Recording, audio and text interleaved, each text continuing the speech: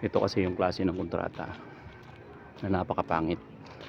Ibig sabihin, dahil wala tayong mga kontrata masyado pa na malaki, pumapayag tayo ng ganito yung gawin natin.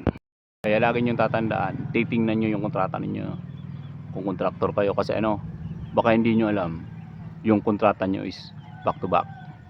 Mag-iingat kayo mga kametro. Nagka-problema yung contract natin kasi back to back contract yun. Ibig sabihin, ito na yung nangyayari ngayon.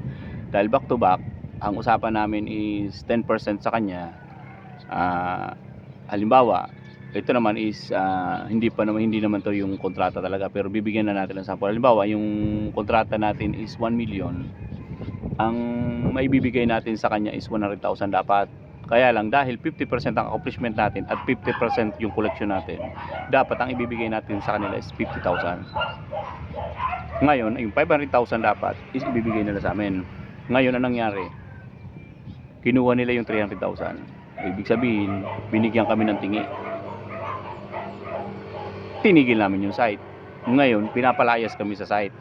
Buti kung mapalayas niya, hindi naman kami pumayag na palayasin sa site basta-basta. Sorsogon to. Ngayon, ang nangyari is nakipag gulong braso ba na sige, bayaran nyo muna kami, ibigay namin itong project sa inyo. Dahil sa hindi nila kaya kami bayaran, dahil siguro nagastos na yung pera na 300,000, is pinipilit nila kami paalisin at may contractor na daw sila na bago. Di ngayon, di ba gago? Ngayon, ang nangyari is sumali na ngayon si client.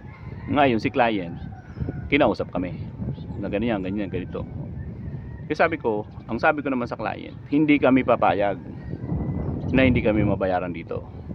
Kapag hindi kami nabayaran dito, wala kayong project. Ibig sabihin, hostage tong project na to. Yan. Ngayon, dahil nangyari yung hindi naman hostage na makikipagpatayan tayo, ibig sabihin, hindi tayo pwedeng pasukin nila.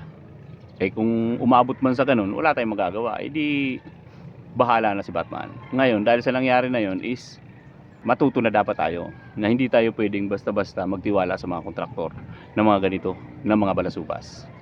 Isipin mo yan, no?